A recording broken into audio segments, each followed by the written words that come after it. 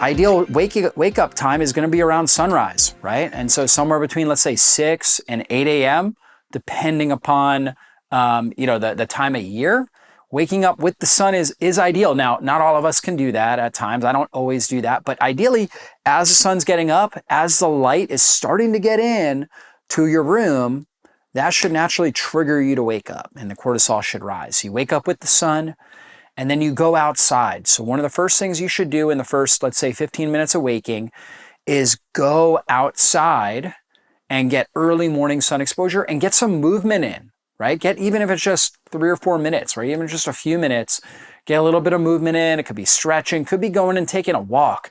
That movement along with the early light exposure tells your brain, okay, it's daytime. Let's get going and let's set our circadian clock. And we have this circadian clock, a master clock in our brain, but then also in all the cells of our body, we have a peripheral clock.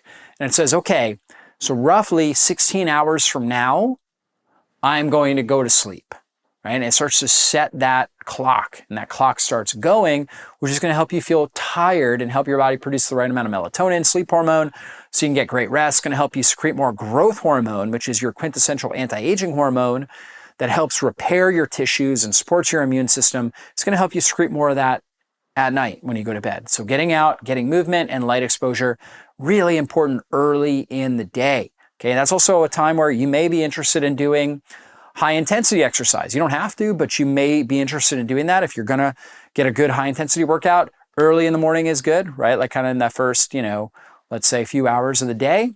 Okay, you could also do it around midday. And I always recommend getting outside at least 3 times a day.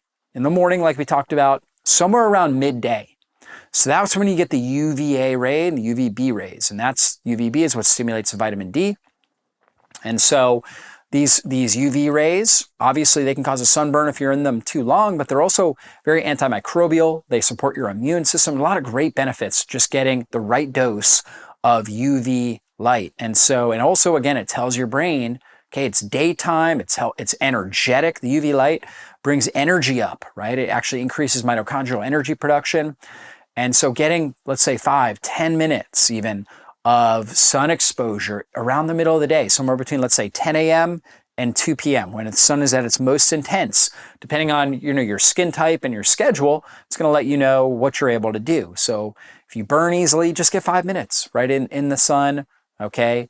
Ideally without sunglasses as well. I'm somebody who uses sunglasses. I get a headache if I'm in the sun too long without them, but just getting a few minutes without sunglasses also really good for your eyes, your circadian rhythm, your energy production.